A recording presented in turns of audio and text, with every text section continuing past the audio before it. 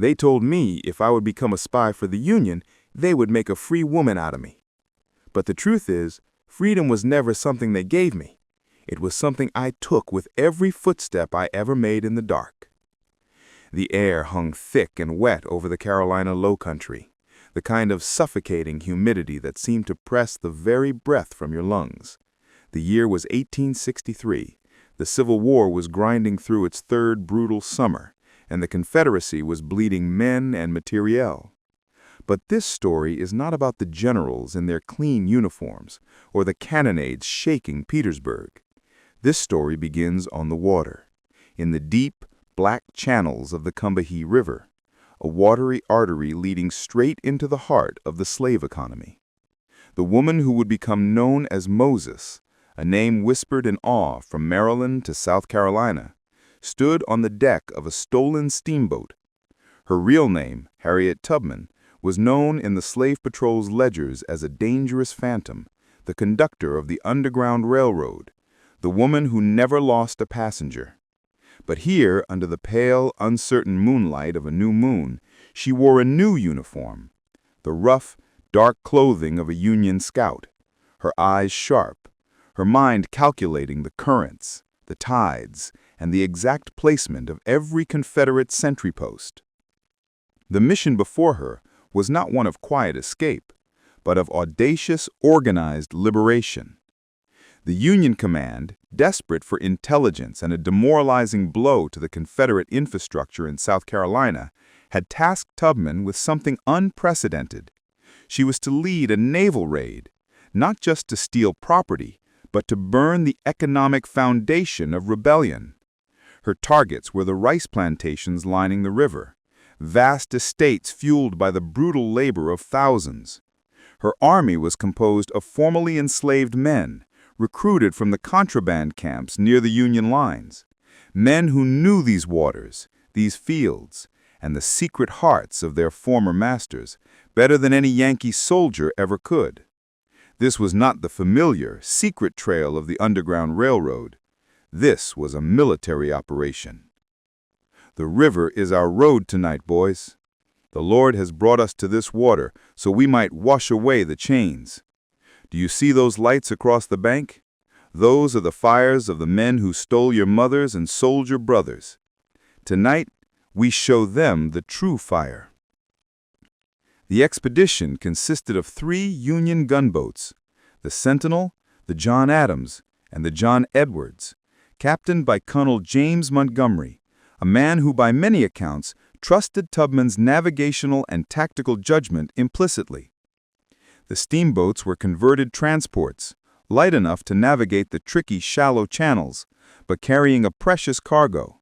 150 black soldiers of the 54th Massachusetts Infantry Regiment, the very men who had proven their valor at Fort Wagner just weeks prior, and hundreds more men and women recruited to destroy the supplies the moment they landed.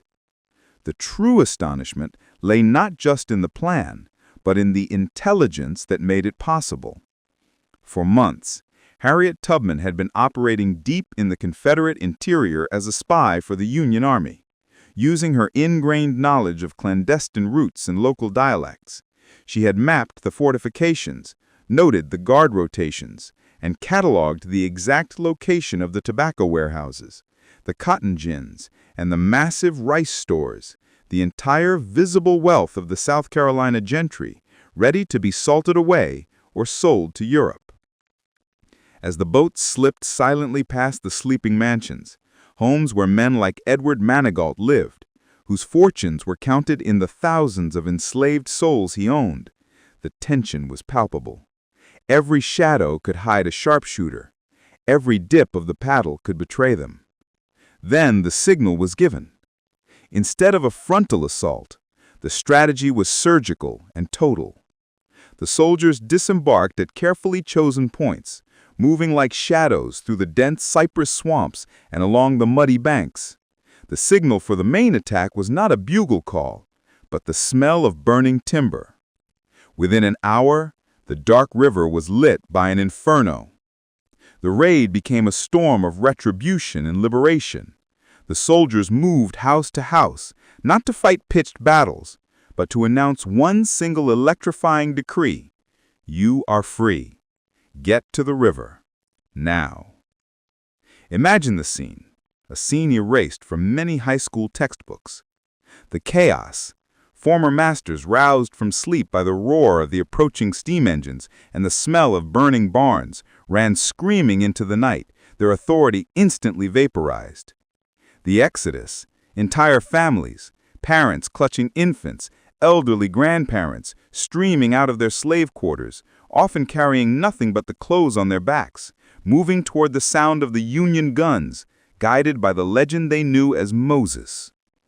The destruction. The soldiers were methodical. They didn't just burn the great houses for show. They systematically torched the granaries, the cotton presses, the wharves, and the machinery that sustained the plantation economy. They smashed the indigo vats and ruined the rice paddies with salt, ensuring that even if the men who owned this land returned, their source of wealth would be gone for years. The destruction was an act of economic warfare as much as military aid. As the gunboats steamed back toward the Union-held territory near Beaufort, they were not carrying a few dozen escaped slaves. They were evacuating over 750 men, women, and children, a mass emancipation in a single night, orchestrated by a woman who had once been property. The Confederate response was fury, but it was too late. The raid was executed flawlessly, leaving behind only smoking ruins and a population that had tasted freedom. It was a psychological blow of staggering proportions.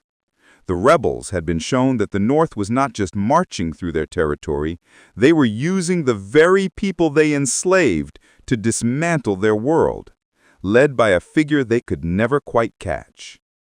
This single night on the Combahee River, organized and executed by Harriet Tubman, was the largest liberation of enslaved people during the war, a direct act of armed emancipation led by a black woman. And yet, it remains a deeply buried footnote in the grand narrative of the Civil War. It was a moment where espionage, navigation, military strategy, and sheer terrifying courage converged.